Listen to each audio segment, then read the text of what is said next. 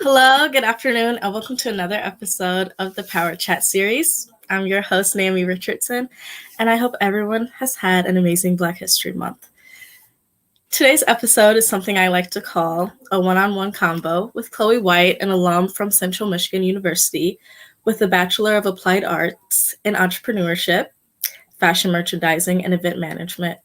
Today, we will be discussing knowing our story and voice, how to use it in jobs and career paths. How are you today?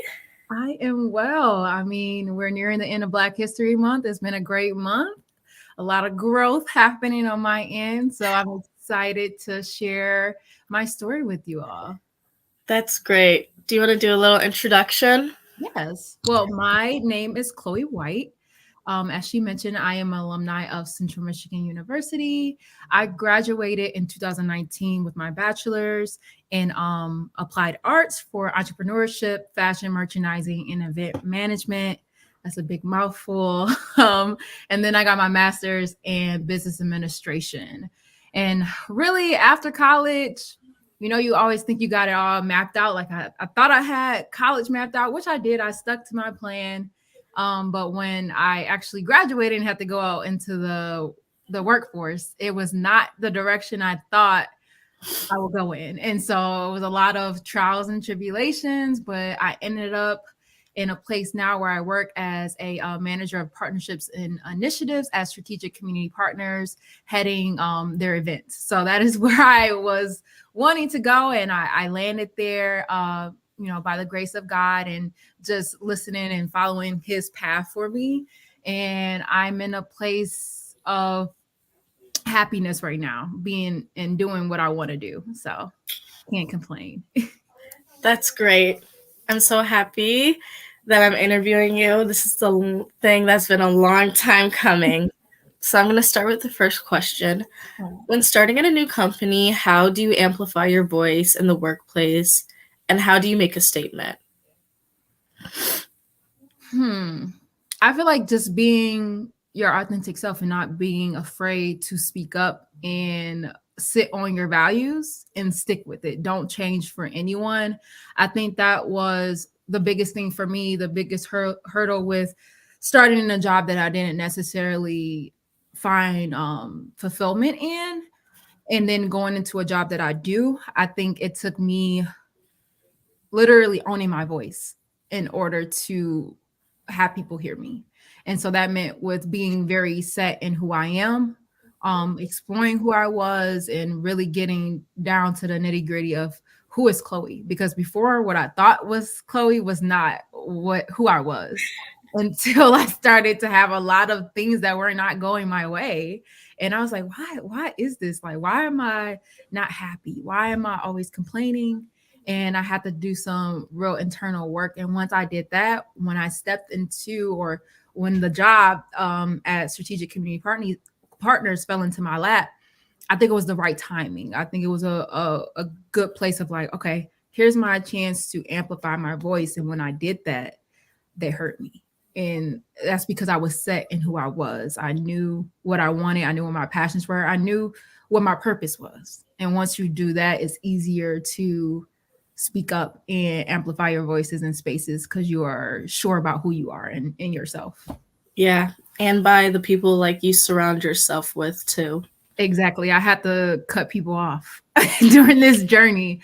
I lost some friends. I had to kind of go into solitude with myself. And I fought it too because I'm such an extrovert. But I kept noticing, like, hey, you need to focus on you. But that was just like the empath in me, the loving person of always wanting to be surrounded with people. But I really had to force myself this past year to really go into solitude with myself, because I think that's what I was running away from, sitting with myself. Because if I had to sit with myself, I had to share the hard truths of like the things that were not, I don't want to say not good about myself, but things that I needed to change about myself to get to where I wanted to be. I get that. Yeah. I think we're on a good roll. So, how have you used your platform and experience to inspire critical conversations about race in the workplace, and how do you engage in them? Oh, wow. Girl, I did my research, This is definitely my area of expertise. Oh, I know. You know, I literally, I would say everything that I do is based in this. It doesn't matter if I'm in the fashion world, which I love, or if I'm in the business world. I feel like this is something that always comes up, and I'm always going to bring it up because it literally trickles into everything that we do. And so, even with down to when I'm planning my events, having that lens of these are some things that we need to think about because we're creating experiences for people. And if we're creating experiences with people, we need to be able to amplify those people's voices. And those people's voices come with different experiences, different situations, different things and needs that they need that need to be brought up to the forefront. So if we're not thinking about those things, then we're not providing an experience for them that's going to be beneficial in the end. And so we need to look at all angles, and that comes with in the field of events. You have to do that. And then also with my fashion, like passion, I did that back at school, always bringing it up, like what models are we putting on the runway? Why are we choosing these models? Are they reflective of the campus? Are they reflective of what we're trying to show? Or do they have different body types? I think it needs to come up all the time because we're not being inclusive and we're not actually bringing, I guess, a diverse set of experiences and people if we're not talking about it.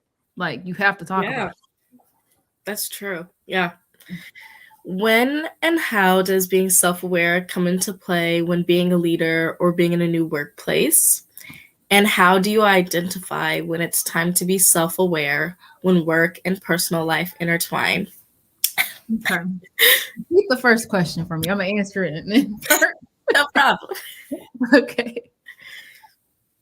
Okay, first question. Can you repeat that for me? Yeah. When and how does being self-aware come into play when being a leader or being in a new workspace?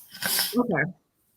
This is so important. And I think that no matter if you're a leader or not, I mean, we're all leaders. If you're in charge of something at your job, you're a leader. It doesn't matter if it's smart or not. But having self-awareness will get you very far. It will literally get you far in communicating with others, being heard by others, and understanding the dynamics in order to even provide a solution to things. Because you're going to have conflict arise. Conflict is going to always arise in what you do. And so if you don't have a sense of self of how you show up with other people, then that could go left. And I think people always try to be problem solvers without understanding self. You can't be a problem solver if you don't understand self, because sometimes we can bump heads with people and not even understand why. And to understand why, you have to understand who you are and how you show up. So for me, having a sense of how I deal with conflict, how I communicate with people, what my triggers are, like what things or situations or people, what emotions do they invoke in me? And if I have an understanding of that, then I can literally come back and ground myself in certain situations so that I don't react in a way that's not productive. And we all have triggers. We all have emotional responses to things. That doesn't make you a bad person because you do, but it's how you ground yourself in those moments that makes a difference of being aware and communicating with other people. And so when I do that, that makes me a better leader. That makes people feel like they're hurt by me because I have a lot of empathy for people, because I understand, I put myself in their shoes of like, we're human, like we're all going to make mistakes. I'm not a perfectionist, but I know one thing, I can catch myself if I'm sitting or grinding myself in things that are not productive or unproductive to handle a situation or to lead a group of people. And I think that's what's most important. And just humanizing yourself in your actions. And when you can do that, people trust you. And also being transparent. Like, that is so important. Wow, you were just speaking. Man, I needed this. Look, you gotta be transparent, because when you're not transparent, people don't trust you. And when they don't trust you, that motivation and their reason for wanting to follow you plummets. And it's like, Yeah. what are you doing? Like, who are you leading at that point? You're not leading nobody but yourself. So you got to work with other people, and that comes with understanding your flaws and how it may come up to other people and how they may take that, and then adjusting. Because I'm not saying don't be yourself, but adjust with the people that you're working with. Yeah, for sure. And the last part of the question, how do you identify when it's time to be self-aware when work and personal life intertwine? Oh, having boundaries. You gotta have boundaries. I know myself, and I know that I require a certain level of self-care and getting overwhelmed. And then when I'm overwhelmed, I don't show up as my best self. And so if I'm in my work, and I can go deep into my work because I'm very passionate about it, but sometimes I need to take a step back because I'm not taking care of myself. Either I'm not getting enough sleep, and then that impedes on me actually delivering excellence in the work that I'm doing. And so I need to be aware of that so that I can set those boundaries with people of like, okay, hey, I really would like to do this, but I need to do this for myself. And so being able to be self-aware of what my needs are very important. And having that work-life balance. You have to have a work-life balance, because if I'm not right, I can't show up right in my job or for other people. And you got to have a balance, because it just gets very messy, very you start being resentful towards certain people in the workplace or situations because you haven't set boundaries with people, Yeah. and you have an expectation that they should know what your boundaries are, but they don't. And so if you don't have an understanding of what those are or what your needs are, then you can't communicate it. And if you can't communicate it, then people will walk all over you. And then it just creates also more conflict in the workplace and makes it hard for you to be able to show up the way you need to for people. Love that answer. Love that answer. On to the next. Being intentional in every aspect of life is very important and vital to creating boundaries and safe spaces for yourself and the people you interact with. What are the intentions you set for yourself, and what are you intentional about on a day-to-day basis? Mhm. Wow, that's a Thanks. that just stopped me. Can you repeat it for me, please? Of course. Being intentional in every aspect of life is very important and vital to creating boundaries and safe spaces for yourself and the people you interact with. What are the intentions you set for yourself, and what are you intentional about on a day-to-day basis? Okay. Intentions that I set for myself.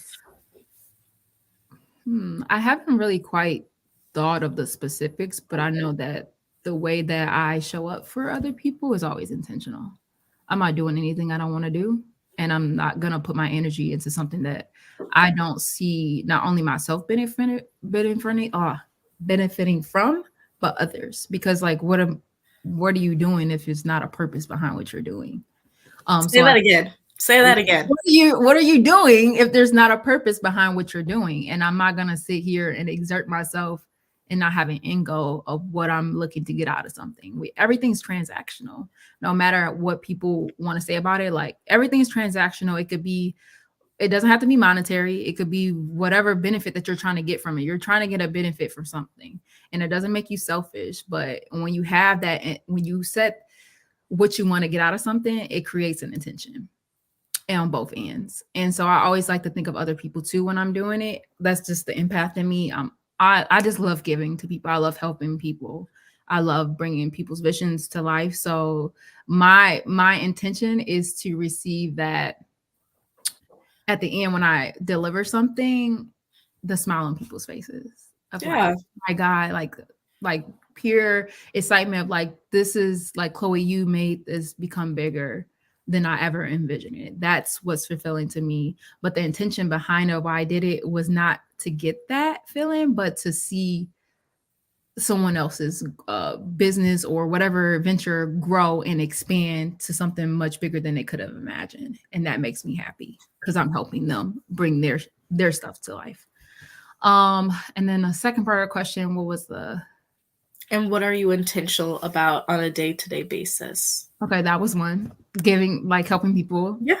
I really love doing that. And then even in my job now, which I'm so happy Do you want again. to explain your job a little bit? Yeah. So we, as strategic community partners, we partner with nonprofit organizations across the Detroit area and also nationwide. And so what we do is basically help elevate their organizations more, providing them with resources and give them a seat at the table. And so I, on my end, when it comes to events, so I head the events for those different initiatives and partnerships. So like, say if a partner needs wants to roll out an event, like I just did a conference for NAF in Detroit Public Schools community district.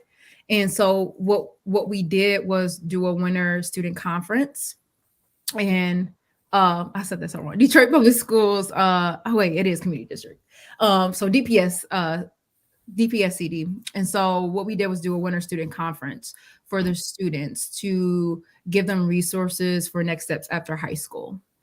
And so what I did was provide them with the logistics and just the coordination of rolling out that winter student conference and bringing it to life and bringing partners in to provide the students with resources. So we do that, kind of gives you kind of a snapshot into the events world. So like literally planning that conference was helping their students in their spaces. And so we just help them in different capacities, whatever it may look like, whether it's building out curriculum and stuff. And so I really find and like really love that. And I really think that, again, bringing other people's visions to life is what I set my intentions on in everything that I do. Like I want to create an experience for people.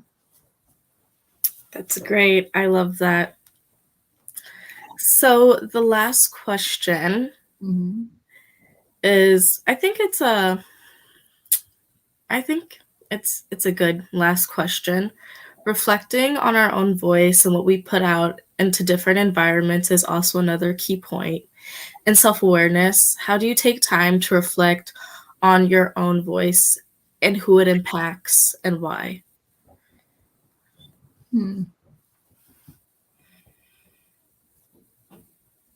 Repeat it one more time.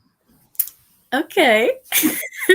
Reflecting on our own voice and what we put out into different environments is another key point in self-awareness. How do you take time to reflect on your own voice and who it impacts and why?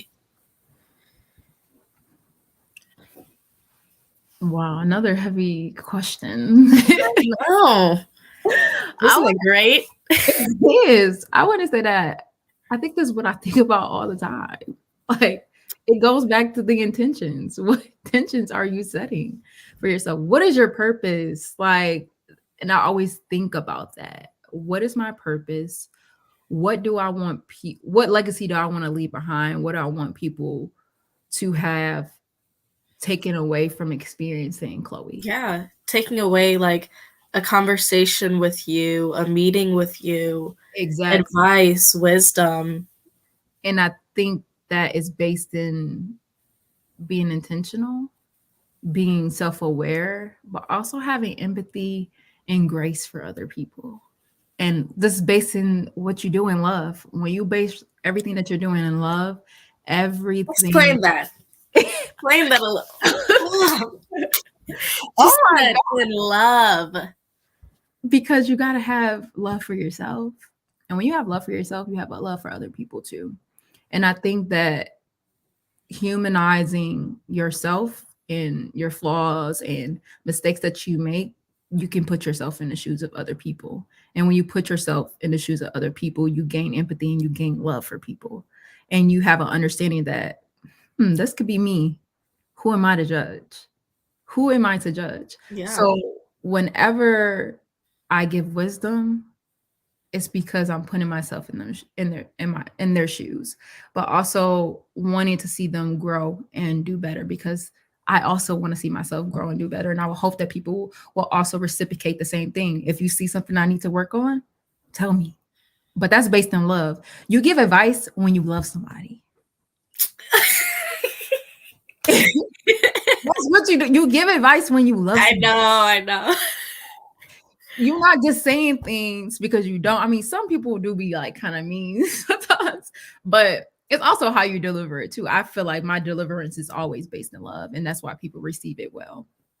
Because Yeah. I always want to see the people I surround myself with, the people that I love, do better and also grow.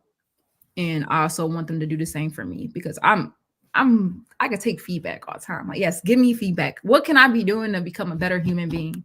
It's always about growing each day and becoming a better person. I'm not perfect. Every day I may make a mistake one day, but I also know I can grow from it. And so have basing that in love, I think is the biggest thing. And I think because I do that, my wisdom and my advice that I give is always received well. I love that. Oh, I don't want to end it short, so I'm gonna add a bonus question. You can ask some more questions.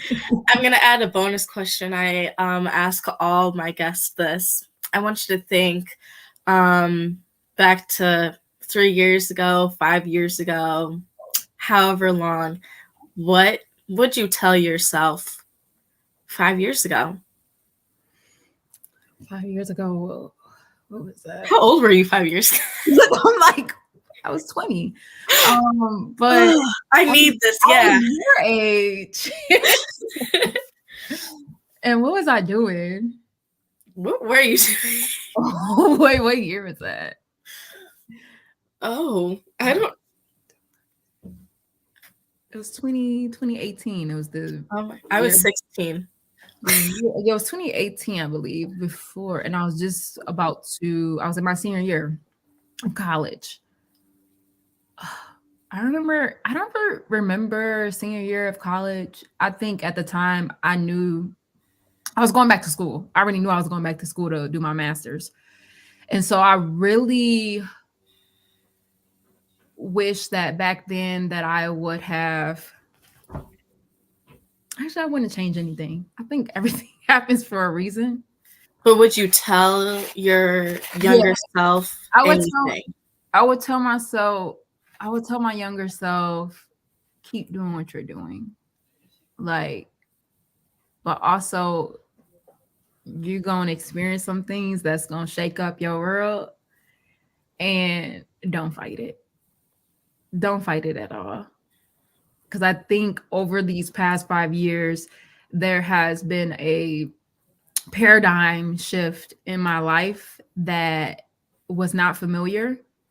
And I was fighting it. I was fighting a change, but it was all good changes. I think that it was the old me trying to step into the new me, and there was a lot of shedding happening in these past 5 years that I didn't anticipate happening, and so I did.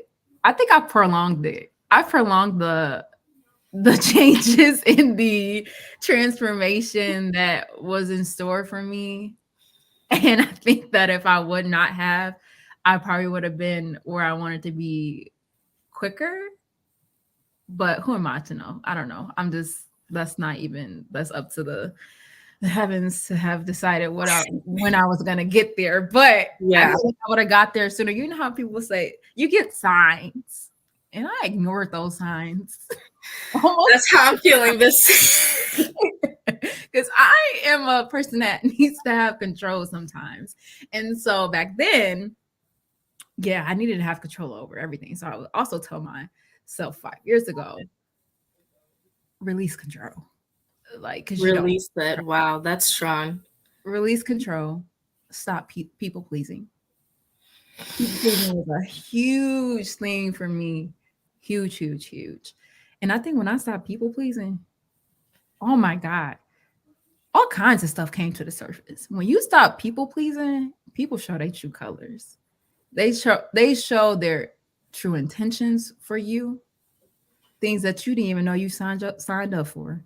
Like what I did not have, they be having these expectations of you that you like, I never agreed to this. Yeah.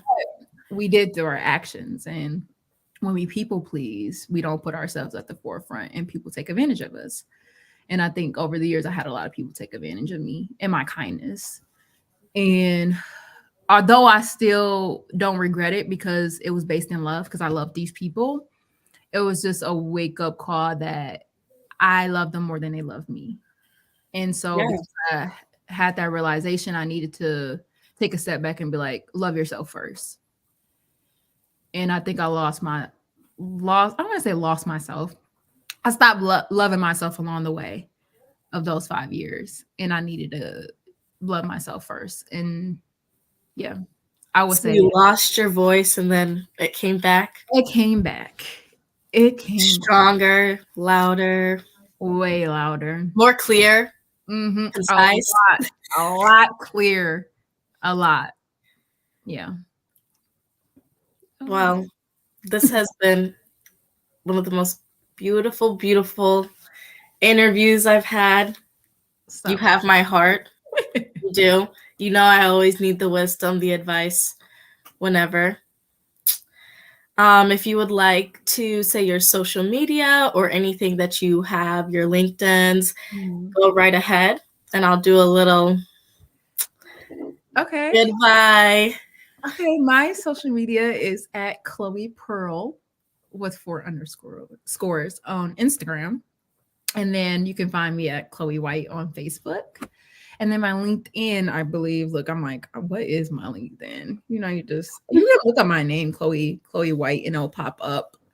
So you can see, let me see what the actual thing on here is. Yeah, look up Chloe White and you'll see manager of partnerships and initiatives for strategic community partners. So you can find me on there. Definitely go ahead and follow me because I'm all down for creating partnerships with other people, especially in my business, but also for my job. And I love connecting with people and seeing how we can work together or find partnership or a thought partner on certain things. So definitely feel free to go ahead and follow me on LinkedIn, Instagram, or Facebook. Yeah. Well, have a good day, everyone. Happy Black History Month. Yes. And that's a wrap.